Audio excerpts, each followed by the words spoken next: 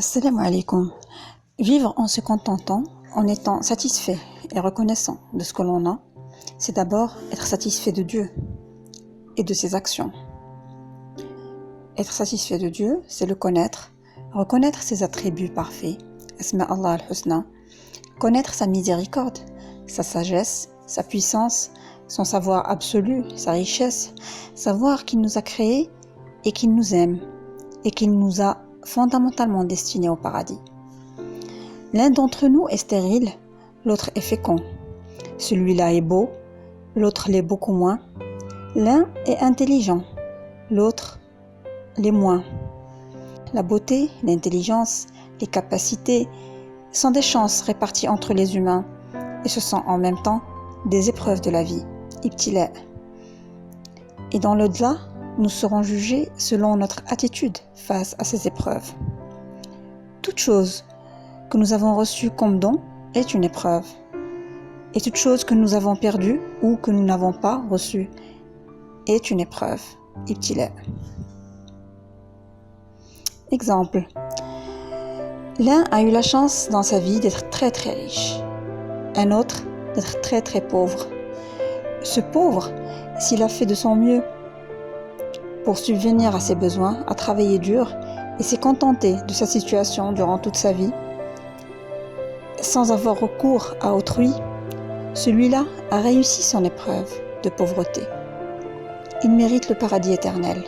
De l'autre côté, le riche, s'il se montre arrogant envers les autres, s'il ne s'est pas occupé de suivre les commandements de Dieu durant sa vie, il aura échoué cette épreuve de richesse et son destin éternel est l'enfer. Il est important de se rendre compte que les épreuves de la vie sont passagères et prennent fin avec la mort. Oui, la mort met fin à la pauvreté du pauvre, à la richesse du riche, à la beauté du beau, à l'intelligence de l'intelligent et ainsi de suite. Ar-Rida, c'est d'être satisfait de ce que Dieu nous donne.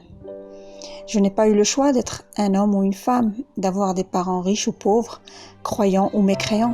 Je n'ai pas eu de choix quant au lieu de ma naissance et je n'ai pas eu le choix de mes capacités, de mes facultés.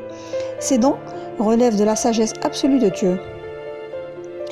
Comme la pauvreté du pauvre de tout à l'heure l'a entraîné au paradis, certaines épreuves peuvent entraîner la personne à se remettre en question, à se tourner et à se rapprocher de Dieu. Omar ibn al-Khattab disait « Aucune épreuve ne m'a touché sans que je remercie Dieu pour 4 choses. D'abord, elle ne fut pas dans ma religion,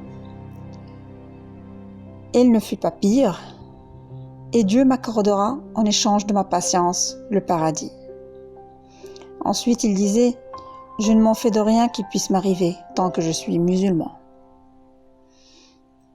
Nous avons tous vu des personnes qui ont un handicap physique réussir pleinement leur vie, car au lieu de se concentrer sur leur handicap, elles ont cherché à développer d'autres compétences et ont excellé, tandis que d'autres en bonne santé et qui ont a priori beaucoup pour réussir, pour accomplir, se détruisent au lieu de se construire, pour je ne sais quelle raison.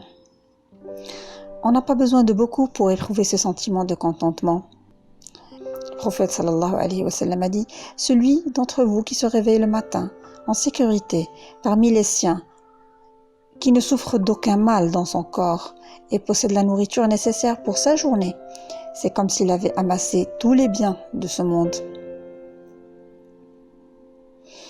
Enfin, pour conclure, je vous cite une belle sagesse de Ibn Taymiyyah. Le fait de se contenter de son sort est la plus grande porte par laquelle on peut se rapprocher d'Allah.